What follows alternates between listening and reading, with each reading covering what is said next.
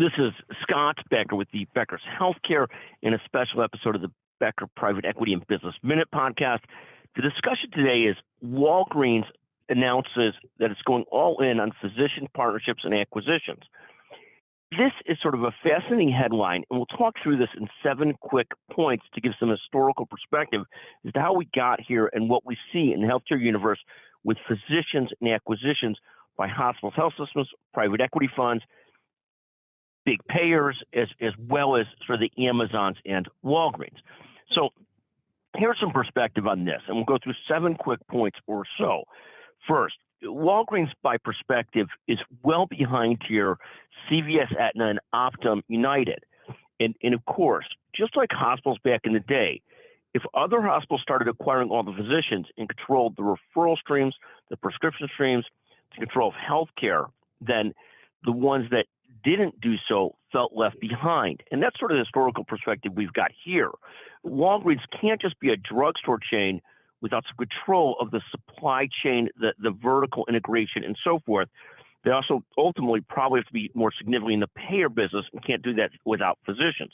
So I'll go through 7 quick points. This reflects the return to the concept that the firm or company or health system that controls the doctors can control healthcare and needs to do so to win in healthcare.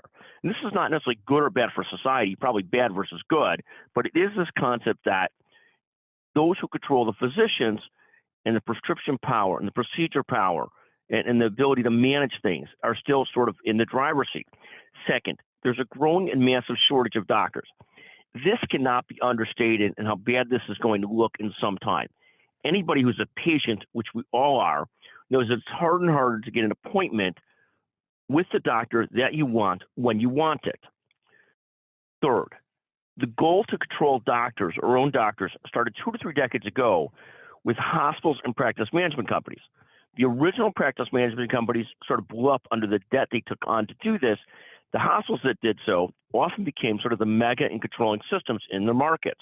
For a long time, some health systems fought this, tried to stay independent, tried not to have the cost of owning and employing physicians, but most systems, health systems largely got there at some point.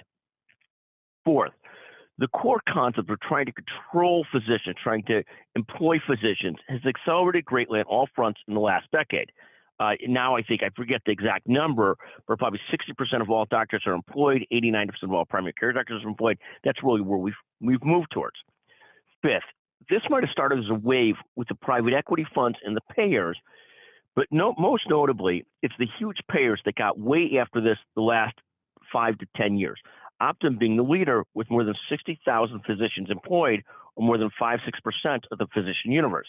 There's something like 1,060,000 physicians, 1,100,000 physicians, something like that. Optum now controls 6% of that or so.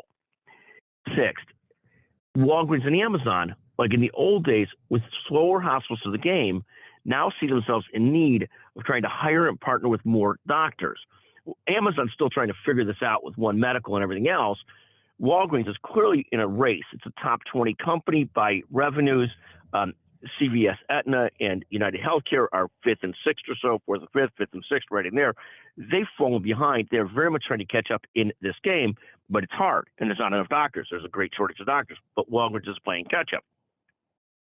7th, unlike printing money like the Federal Reserve in the country does, here you've got this issue.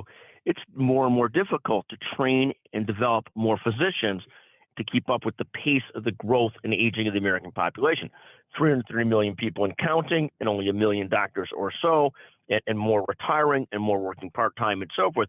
A real challenging situation in the long run for getting ourselves in balance between the number of doctors and the amount of people we have. And it's not so easy anymore to just import doctors and have them immigrate here like they used to, and we need them. In any event, fascinating to watch this Walgreens going all in on physicians. And here's 7 thoughts about it today on the Becker's Healthcare podcast. We'll also release into the Becker Private Equity and Business Minute podcast.